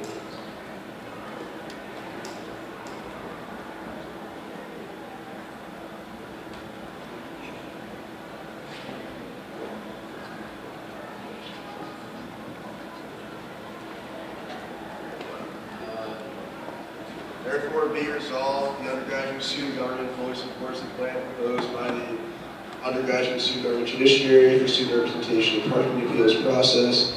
Be it further resolved, the undergraduate student government intends to work alongside parking services to assist in any way possible to achieve representation. Thank you, Mr. Stern. Senator Gibbs, do you yield the rest of your time? Yes. Cool. Time is yielded back to the chair. Is there any further discussion on this item? Second call. Seeing none, we'll move into a vote. All those in favor will say aye. Aye. All those opposed will say nay. Abstentions? An abstention from the chair, and second abstention from Senator Gibbs. All right, in the opinion of the chair, the ayes have it, and the motion carries. Thank you. All right, we'll now move into discussion. Is there any discussion? Seeing none, we'll move into announcements. Are there any announcements? See, Senator Baruco, and then ex officio Dodson. All right, everyone, great Senate. This is a quick reminder that April 9th, this Sunday, UConn Empower is hosting the Underwear Mile. You don't have to run in your underwear, but it's $5 to run around Fairfield Way. There's a big party after. All the proceeds go to the Dominican Republic community in need that the UConn Empower group is actually going to volunteer at and create a lasting service project. So tell all your friends this April 9th, Sunday, hopefully it's warm with your underwear if you want. Thank you, Senator Baruco. Ex officio Dodson.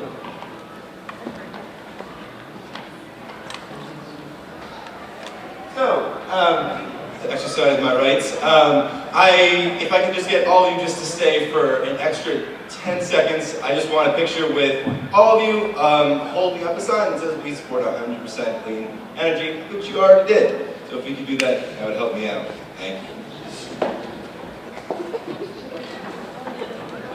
Okay, so that's for something after Senate. Ex officio Baxter.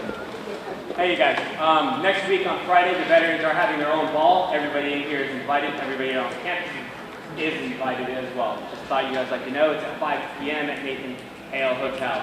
So just get the tickets from the VSO Center, which is right next to the convenience store, right beneath here. Thank you, ex officio Baxter. Okay, are there any further announcements? Seeing no further announcement, Seeing no further announcements, this meeting is adjourned without objection at 8:37 p.m. Let's take a picture!